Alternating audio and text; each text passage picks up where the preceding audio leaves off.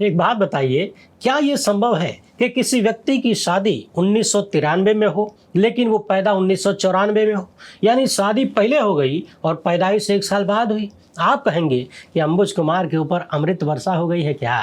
ये कैसे संभव है कि पैदा होने से पहले शादी हो गई? बिल्कुल सही, ये बात हमको आपको समझ में आ सकती है, लेकिन केंचुआ को समझ में नहीं आ रही है। केंचुआ इस बारे में जांच पड़ताल नहीं कर सका और लिस्ट से नमूने काट दिया। जिस महिला का नाम कटा है वो भी सोच रही है कि आखिर इस देश में चल क्या रहा है ज्ञानेश कुमार के राज में। तो आइए देखते हैं वो रिपोर्ट, जिसमें एक नहीं बल्कि ढेर सारी ऐसी कहानियां पश्चिम बंगाल से निकल कर आई हैं, जिन्हें देख कर लगता है कि केंचुआ की खोपड़ी में कोई भयंकर नशा चढ़ा हुआ है और वो उतरने का नाम नहीं ले रहा है। ये नशा है भारतीय लोकतंत्र को बर्बाद और तबाह कर देने का। ऐसे ऐसे बहाने और ऐसे ऐसे तर्कों के आधार पर लोगों के नाम काटे गए हैं कि सुनकर आपकी खोपड़ियां टन टन करने लगेगी। देश के तमाम पूर्व चुनाव आयुक्त और मुख्य चुनाव आयुक्त केंचुआ की इन हरकतों को देखकर परेशान है, ढेर सारे सवाल उठा रहे हैं, मगर केंचुआ को कोई फर्क नहीं पड़ता है।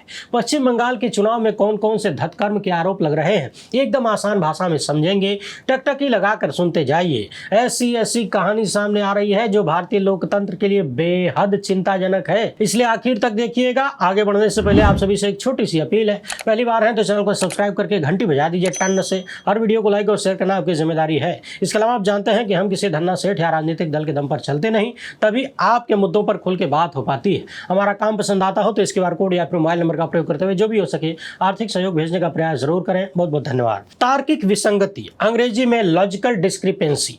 पश्चिम बंगाल के चुनाव में ये शब्द किसी राक्षस से कम नहीं बना है और इस कथित राक्षस ने लाखों लोगों के लोकतांत्रिक अधिकार, संवैधानिक अधिकार को चबा लिया है। कैसे कैसे चबाया है उसी के उदाहरण और प्रक्रिया को जरा देख लीजिए। यूं तो SIR की शुरुआत हुई थी असली वोटर को जोड़ने और फर्जी वोटर को हटाने के नाम पर, लेकिन कहानी अलग निकल गई। होने ये लगा कि असली वोटर जिनके पास बहुत सारे कागजात हैं, केंचुआ जितना मांग रहा है उससे ज्यादा है, जो मांग रहा है वो सब है, मगर फिर भी लोगों के नाम काट दिए गए। समझने वाली बात यह है कि लॉजिकल डिस्क्रिपेंसी वाला जुगाड़ यूपी, बिहार, गुजरात जैसे राज्यों में नहीं लगाया गया, यह सिर्फ और सिर्फ पश्चिम बंगाल में लगा है। बाकी भाजपा और गुजराती जोड़ी के लिए पश्चिम बंगाल स्पेशल है, ये तो आप जानते ही हैं। यानी पहली बार लॉजिकल डिस्क्रिपेंसी के आधार पर किसी राज्य में लाखों लोगों को संदिग्ध घोषित कर दिया गया, उनके नाम काट दिए गए। ये नियम पहले से बिल्कुल नहीं बताए गए थे, बीच में जोड़ा गया।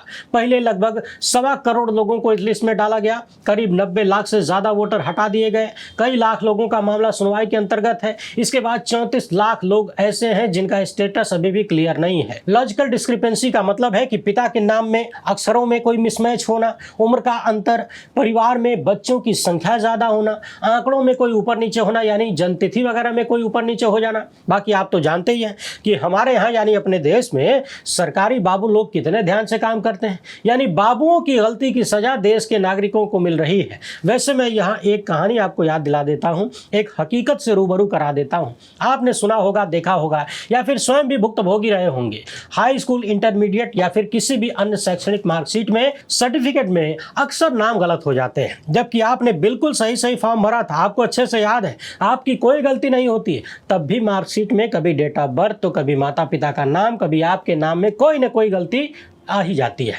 कहीं स्पेस छूट जाता है, कहीं एक आध लेटर ऊपर नीचे हो जाता है और फिर बाद में आप उसे ठीक कराने के लिए ऑफिस के चक्कर लगाने लगते हैं। 2-4 बार चक्कर लगाने के बाद बाबू या चपरासी की तरफ से कहीं से इशारा मिलता है कि अरे कुछ खर्चा पानी करो टेबल के नीचे से। आप भी सोचते हैं कि बार बार आने से बढ़िया है एक बार कुछ दे दे, काम हो जाए। 4 बार दौड़ेंगे तो उससे ज़्यादा खर्चा हो जाएगा, ऊपर से जो समय बर्बाद होगा वो अलग से। यानी धीरे धीरे ये एक सिस्टम बन गया और अब ज़्यादातर स्कूलों में फिक्स है कि अगर नाम में, डेट ऑफ बर्थ में कोई गड़बड़ी है, उसको सुधरवाना है तो इतना पैसा ले भैया, लाओ पैसा, हम तुम्हारा ठीक करा देंगे। अब स्कूल वालों की भी क्या गलती कही जाए, उन्हें भी आगे देना पड़ता है बोर्ड ऑफिस वगैरह में। तो सबसे बड़ा चक्रव्यूह ये है कि शिक्षा विभाग के कर्मचारी जानबूझकर जुबानी इंस्ट्रक्शन दे के एजेंसियों से ये गलतियां करवाते हैं ताकि गलती हो जाए, लोग सुधार के लिए दौड़े, फिर वहां से घूस लेने का एक सिस्टम बने। और ये बात मैं यूं ही नहीं कह रहा रहा हूँ, अंदर वाले ने ही बाकायदा डिटेल में बताया था, मैं तो बहुत शॉर्ट में बता रहा हूँ। तो कुल मिलाकर बात वही है कि गलती किसी और की, झेलता कोई और है। और ध्यान रखिएगा, ये अमृतकाल की कहानी नहीं है, ये दशकों पुरानी कहानी है, सिस्टम बहुत पुराना है। आप पश्चिम बंगाल में ही देख लीजिए इस रिपोर्ट में कौन कौन से खुलासे हुए हैं। भुक्तभोगियों की कहानी पर आएंगे, मगर उससे पहले आपको याद दिला दें कि सुप्रीम कोर्ट ने केंचुआ को निर्देश दिया है कि जो 27,10,000 लोग अटके पड़े हैं, यानी उन्हें पता नहीं है कि जो वोटिंग होने वाली है उसमें वोट दे पाएंगे कि नहीं, तो पहले चरण के चुनाव से पहले जो कि 23 अप्रैल को है, अगर न्यायाधिकरणों से 21 अप्रैल तक उनका नाम फाइनल हो जाता है तो वो लोग वोट दे पाएंगे। और दूसरे चरण में यानी जो 29 अप्रैल को है उससे 2 दिन पहले यानी 27 अप्रैल तक जिन लोगों का नाम फाइनल हो जाएगा वो वोट डाल पाएंगे। अब न्यायाधिकरण इतने समय में कितने लोगों का नाम फाइनल कर लेगा, अगर काम कर रहा है तो ये केंचुआ के श्री ज्ञानेश कुमार ही जाने। तो पश्चिम बंगाल में ज्ञानेश कुमार ने तार्किक विसंगति का जो जुगाड़ लगाया, इससे लेकर भारत के ही पूर्व मुख्य चुनाव आयुक्त से लेकर चुनाव आयुक्त, एक नहीं कई लोग, सब लोग परेशान हैं। सबका ये कहना है कि ये तो अभूतपूर्व है जो केंचुआ ने किया है, लेकिन चुनाव आयोग खामोश रहता है। इससे पहले जब उसने बिहार में और अन्य राज्यों में एसआईआर की घोषणा किया तब उसने कहीं भी तार्किक विसंगति के मानदंड को नहीं अपनाया, लेकिन चूंकि भाजपा आरएसएस के लिए पश्चिम बंगाल खास है, हो सकता है इसीलिए ज्ञानेश कुमार ने भी खास व्यवस्था लगाया, तभी तो स्पेशल सिस्टम चल रहा है। इस रिपोर्ट के अनुसार एक पूर्व मुख्य चुनाव आयुक्त ने इन मानदंडों पर आश्चर्य व्यक्त करते हुए कहा कि इनका कोई आधार ही नहीं है। हालांकि ये मुख्य चुनाव आयुक्त अपना नाम छपवाना नहीं चाहते थे, तो नाम न छपने की शर्त पर कहते हैं कि एसआईआर प्रक्रिया में इसका कोई प्रावधान नहीं है, ये तर्कहीन है। अरे चुनाव आयोग का उद्देश्य तो हमेशा समावेशी होना रहा है, यानी ज्यादा से ज्यादा लोग वोटर बन पाए, ये उसका उद्देश्य रहा है। उधर पूर्व चुनाव आयुक्त अशोक लवासा कहते हैं कि चुनाव आयोग ने पहले भी मतदाता सूची की जांच के लिए डुप्लीकेट नामों को हटाने वाले सॉफ्टवेयर का इस्तेमाल किया था, यानी ज्ञानेश कुमार और राजीव से पहले भी, लेकिन इसके माध्यम से जिन लोगों का नाम कटता था, यानी जो नाम संदिग्ध पाए जाते थे या डुप्लीकेट होते थे, तो उसकी जानकारी संबंधित चुनाव आयोग अधिकारी को दी जाती थी, वोटर को नोटिस भेजा जाता था, सुनवाई होती थी और अपील करने का टाइम भी दिया जाता था। और तो जिस व्यक्ति के नाम का मामला संबंधित होता था, यानी जो प्रभावित व्यक्ति है, उसके लिए समय पर निवारण तंत्र मौजूद था, यानी उसको भरपूर टाइम दिया जाता था अपनी बात रखना, अपना पक्ष रखने के लिए। लेकिन वही अशोक लवासा बंगाल को लेकर कहते हैं कि जिन लोगों के नाम हटाए गए उन्हें चुनाव से पहले अपील करने का टाइम नहीं दिया गया। ये तो नौकरशाही की अक्षमता के कारण उनके अधिकारों का अनुचित रूप से छीनने के बराबर हो गया। अब आप लोग याद करिए, यही बात मैं कितने लंबे समय से कह रहा हूं कि क्या मजबूरी है, कौन सी ऐसी आफत आन पड़ी है, धरती पलटने वाली है कि अप्रैल महीने में ही चुनाव करवा लेना है पश्चिम बंगाल का। यदि एसआईआर इतना ही महत्वपूर्ण था तो पहले करवा लेते ज्ञानेश कुमार, या फिर चुनाव को टाल देते। कम से कम हर व्यक्ति संतुष्ट तो होता। यहां नागरिकों का संतुष्ट होना जरूरी है, आपके मालिक का नहीं। पूर्व मुख्य चुनाव आयुक्त ओपी रावत ने कहा कि गलत तरीके से पहचानी गई तार्किक विसंगति के कारण यदि एक व्यक्ति भी छूट जाता है, यानी पूरे राज्य में अगर एक व्यक्ति भी छूट जाता है, गलत तरीके से नाम कट जाता है, तो यह बहुत गंभीर बात है। इससे एसआईआर का पूरा उद्देश्य ही जमींदोज हो जाता है। हमें याद रखना चाहिए कि चुनाव आयोग का आदर्श वाक्य रहा है कि कोई भी मतदाता पीछे न छूटे। बिहार में भी चुनाव आयोग का जो सॉफ्टवेयर है डुप्लीकेसी को छांटने वाला, उसने 9,968 वोटरों को हटा दिया और कोई स्पष्टीकरण नहीं दिया गया। इनमें से अधिकांश नाम मृत्यु, अनुपस्थिति, अन्य स्थानों पर चले जाने के कारण हटाए गए थे, लेकिन लगभग 10,000 नामों के संबंध में कोई जानकारी, कोई डेटा जारी नहीं किया गया। ठीक उसी तरह बंगाल में भी चुनाव आयोग चुप है। तार्किक विसंगति का जुगाड़ क्यों लगाया गया नहीं बताता है। अब आ जाइए पश्चिम बंगाल के कुछ स्पेशल उदाहरणों पर, और ध्यान रहे ये खाली उदाहरण है, इस तरह के लाखों मामले पश्चिम बंगाल में मिल जाएंगे, ऐसा दावा किया जा रहा है। इंडियन एक्सप्रेस ने उन वोटरों का पता लगाया है जिनके पास वैध सरकारी दस्तावेज हैं, जिनका नाम 2002 के लिस्ट में, वोटर लिस्ट में दर्ज है, फिर भी उनका नाम लिस्ट से काट दिया गया। आपके स्क्रीन पर यह है शुक्ला हाजरा, उम्र 55 साल, इनका नाम भी काट दिया गया और कहा गया कि आपका और आपके अभिभावक के बीच में जो उम्र का अंतर है वो 50 साल से ज्यादा है। हाजरा का कहना है कि एसआईआर के दौरान उन्होंने 2002 की वोटर लिस्ट भी दिखाया जिसमें उनका नाम था, और सुनवाई में उन्होंने अपने पासपोर्ट की एक फोटोकॉपी भी दी जो कि दिसंबर 2028 तक वैध है, वो भी दिखाया। आगे हाजरा कहती हैं कि 5 साल पहले उन्होंने अपने वोटर लिस्ट में सुधार के लिए आवेदन किया था, क्योंकि अगस्त 2007 में जो कार्ड दिया गया था उसमें नाम में कुछ गड़बड़ी थी।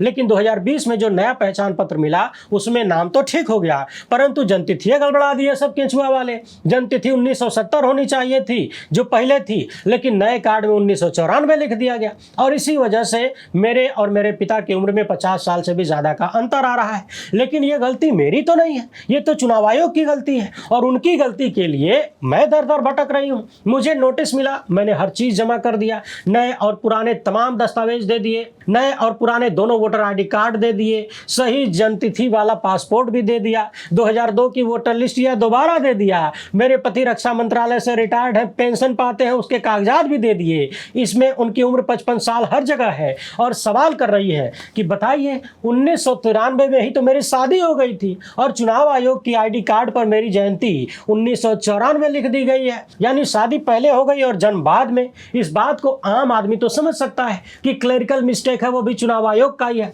लेकिन शायद चुनाव आयोग को यह बात नहीं पची। चुनाव आयोग के अधिकारियों ने नाम काट दिया। अब आप देखिए गलती किसकी है? चुनाव आयोग की। कॉमन सेंस की बात है कि जब महिला ने तमाम कागजात दे दिए, पासपोर्ट भी दे दिया, रक्षा मंत्रालय से रिटायर्ड अपने पति का जो पेंशन वाला कागज है वो दिखा दिया, लेकिन उन सब से मिलान न करके शायद उस कार्ड से मिलान किया गया जिसमें गलत जानकारी थी, गलत जनतिथि थी, और ये गलती भी चुनाव आयोग की थी, और संभवतः उसी आधार पर नाम काट दिया। अब आप कल्पना करिए कि पश्चिम बंगाल में चल क्या रहा है। ऐसा लग रहा है कि जानबूझकर कहीं भी कोई बहाना मिल जाए, चाहे झूठा ही सही, उसी आधार पर नाम काट दिया जाएगा। दूसरी कहानी सुनिए, एक ही अभिभावक के कई बच्चे हो गए तो वहां भी दिक्कत। मनुयारा बीवी का कहना है कि उन्होंने 2002 की वोटर लिस्ट भी दे दिया जिसमें माता पिता दोनों के नाम थे, पूरा फॉर्म कायदे से भर दिया, सीरियल नंबर भर दिया, लेकिन उन्हें नोटिस आ गया। सुनवाई के लिए कहा गया कि आपके अलावा अन्य 6 लोगों ने भी आपके पिता को अभिभावक बताया है, तो हमने और सारे कागजात दे दिए, कुछ कागजात दोबारा जमा कर दिए। सुनवाई के दौरान कुछ नहीं बोला गया, चुपचाप कागज लेके रख लिए और नमवा काट दिया। कुछ ऐसे ही कहानी हिदायतुल्लाह नाम के इस व्यक्ति की भी है। सुवर्णा मंडल, उम्र 39 साल, कोई कारण नहीं बताया कि नाम काहे काटा। इन्होंने भी साल 2002 की वोटर लिस्ट जमा किया था जिसमें माता पिता दादा दादी सबका नाम था। जन्म प्रमाण पत्र भी दे दिया, कक्षा 10 का प्रवेश पत्र भी दे दिया और मार्कशीट भी दे दिया। इनका कहना है कि एसआईआर के बाद अंतिम लिस्ट में इनका नाम था, लेकिन 7 अप्रैल को जो लिस्ट आई उसमें नमवा काट दिया। सुनवाई की नोटिस मिली और कागजात प्रस्तुत किया। मैंने एडमिट कार्ड, मार्कशीट जो भी है सब दे दिया, और साथ ही इनके पिता जो कि केंद्रीय सरकारी स्वास्थ्य योजना के कार्ड धारक हैं वो भी दे दिया। इसमें माता पिता भाई बहन सबका नाम है। इसी भागदौड़ में अपने बेटे की वोटर लिस्ट के लिए आवेदन नहीं कर पाई जो कि 20 साल का था। इनको लगा कि पहले अपना बनवा लूं, नहीं तो माई बाप का मांगेंगे तो कहां से दूंगी, मेरा नहीं होगा तो बेटवा का अटका दिया जाएगा, लेकिन इन्हीं का नाम काट दिया गया। इनका कहना है कि जरूरत पड़ी तो मैं हाईकोर्ट में मुकदमा करूंगी। इसी तरह के और भी कई सारे मामले इस रिपोर्ट में दिखाए गए, बारी बारी से स्क्रीनशॉट के माध्यम से आपके सामने रखा जा रहा है। आप चाहें तो वीडियो को पॉज करके पढ़ लीजिए विस्तार से, इंडियन एक्सप्रेस के रिपोर्ट है। लेकिन जरा सोचिए, जो काम चुनाव आयोग का है, ज्ञानेश कुमार का है, उसके लिए देश की जनता को परेशान किया जा रहा है। सारी जिम्मेदारी जनता के कपार पे थोप दी गई है। जनता अपनी पूरी जिम्मेदारी निभा भी रही है, सारे कागजात दे रही है, दौड़ रही है, भाग रही है, पसीना बहा रही है, माफ करिएगा पैसा भी बहा रही है, मगर फिर भी बिना बताए नाम काट दिया जाता है। ऐसा लग रहा है कि चुनाव आयोग कोई एहसान कर रहा है कि आपका नाम रख रहे हैं, बहुत बड़ा एहसान कर रहे हैं हम आप पर, जबकि ये उसकी जिम्मेदारी है। एक नौकर की तरह उसे काम करना चाहिए। इस देश में जनता मालिक है। लेकिन मैंने बार बार कहा है ना, एक बार फिर से याद दिला देता हूं कि जब मालिक नौकर की तरह व्यवहार करने लगे, यस सर करने लगे, तो नौकर खुद को मालिक समझने ही लगता है, कपार पे चढ़ के सब कुछ करने लगता है। जब आम आदमी अपने अधिकार और देश पर अपना हक भूल जाए तो फिर ऐसे ही कृपा पात्र लोग लोकतंत्र की छाती पर सवार हो जाते हैं। सोचिए, अगर एक एक आदमी इस कदर मजबूर हो गया कि सारे कागजात देने के बाद भी नाम कट जाए, तो कितने लोग हाई कोर्ट और सुप्रीम कोर्ट जाएंगे भाई। और अदालतों से निकल भी क्या रहा है, एसआईआर का केस भी तो अदालत में ही है ना। केंचुआ ने जब जो चाहा जैसे चाह हो गया। अब तक उसकी गाड़ी रुकी नहीं, बल्कि सुप्रीम कोर्ट अपने जजों को लगा के केंचुआ की गाड़ी हंकवा रहा है। हालांकि ये गाड़ी केंचुआ की है या फिर किसकी है ये भी आप जानते हैं। लेकिन यहाँ कुल मिलाकर समझने वाली बात यह है कि फाइनल टारगेट है चुनाव का परिणाम, और वहां पर एक विशेष पार्टी की सरकार। इसके बाद बंगाल में चाहे 50 लाख लोग भी मुकदमा कर दे तो नाम जोड़ दिया जाएगा, फिर मुकदमा मुकदमा खत्म। चुनाव के बाद नाम जुड़ जाए या घट जाए इससे कोई फर्क नहीं पड़ता, पहले तो किसी तरह से फूल खिलाना है, क्योंकि अब तक की सारी कहानी का निचोड़ यही है कि एक बार खाली फुलवा खिल जाए, इसके बाद तो पांव पसारने में कोई दिक्कत ही नहीं होगी। फिर तो कई दशक तक पूरा सिस्टम कब्जे में रहेगा। जो मॉडल गुजरात से निकला, पूरे देश में लागू हुआ, पश्चिम बंगाल में नहीं हो पा रहा है। शायद उसी के लिए ये सारा तामझाम लगाया गया, शायद उसी के लिए केंचुआ ने एक स्पेशल सिस्टम पश्चिम बंगाल के लिए निकाला। वरना चुनाव आयोग की हरकतें देखकर चुनाव आयोग के ही पूर्व आयुक्त और मुख्य चुनाव आयुक्त इस कदर डिस्टर्ब न होते, चिंतित न होते। वैसे पश्चिम बंगाल में सिर्फ चुनाव आयोग ही नहीं, और भी कई संस्थाएं हैं देश की जो बहुत कुछ कर रही हैं और ऐतिहासिक रूप से कर रही हैं। उन पर अगले वीडियो में विस्तार से चर्चा करेंगे। फिलहाल इतना ही। हमसे जुड़ने के लिए बहुत बहुत धन्यवाद। जय हिंद।